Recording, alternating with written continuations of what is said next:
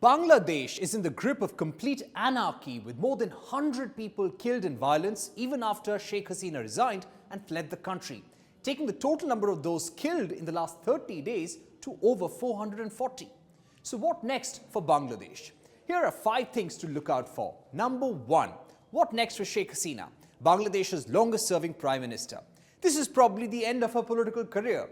Her son Sajib Wazir Joy has said that Hasina will not make a political comeback. The statue of her father, the first Prime Minister of Bangladesh, Sheikh Mujibur Rahman, was vandalized and pulled down. This also puts a question mark on the future of the party he founded, that is the Awami League. Number 2. Who is in power now? Sheikh Hasina has resigned, her cabinet has been dissolved and the parliament has been dissolved. Nobel Laureate Mohammed Yunus has been appointed as the head of the interim government by the president on the advice of the army and student leaders. Last time an interim government was formed in Bangladesh was in 1990 after the fall of military dictator Hussein Muhammad Irshad. At that time, an interim government was formed and fresh elections were conducted within 3 months.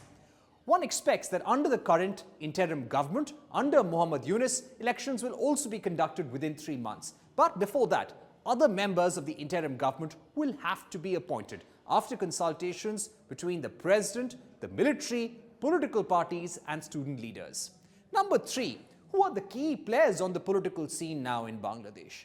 With the Awami League suffering a major political setback, former Prime Minister Khalida Zia and her party, the Bangladesh Nationalist Party, are in focus. The 79-year-old two-time Prime Minister of Bangladesh has been released from jail and has received a new passport. She is ailing and has been in hospital.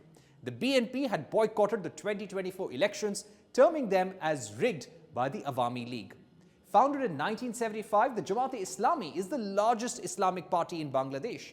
It was banned last week and was prohibited from participating in elections in 2013. The Jamaat-e-Islami and Khalida Zia's BNP have allied in the past. It has also been alleged that they were behind the protests that we've seen in Bangladesh over the last few months. Then you have the Jatiya Party, which had 13 members in parliament and had allied with both the BNP and the Awami League in the past. All these 3 parties will be important in the upcoming elections.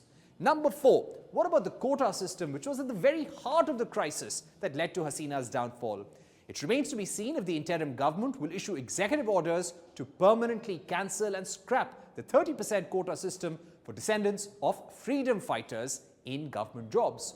Number 5. What happens to India-Bangladesh relations? This is indeed a worrying moment for India. India had developed close working ties with Dhaka under Sheikh Hasina, and she even visited India twice in a span of 30 days after Prime Minister Modi took over for a 3rd term.